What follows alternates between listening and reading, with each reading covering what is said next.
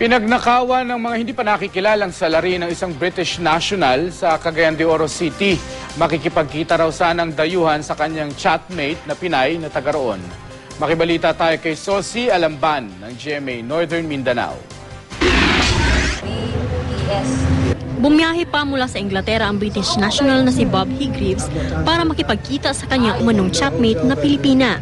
Matagal na raw kakilala ni Higreaves sa internet ang Pinay. Kahulog daw ang loob niya rito kaya nagdesisyong pumunta sa Pilipinas, partikular na sa Cagayan de Oro City kung saan daw nakatira ang Pilipina. Pero pagdating ni Higreaves sa lungsod noong Huwebes, hindi na raw niya nakontak ang kanyang chatmate.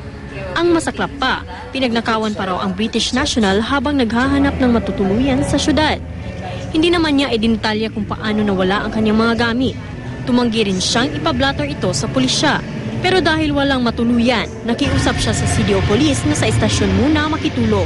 She's not coming out, so I need a safe place to stay. Somewhere which is safe, and this is the only safe place until I leave I can stay. Hanggang ngayon, nakikitulog si Higreaves sa upuan sa labas ng estasyon ng pulis.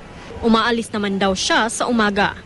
Kung tanong na mo siya diri siya matulog, ingon niya kay for safety daw siya ang kagulingon. Manang diri siya matulog sa gawas sa among lingkuranan.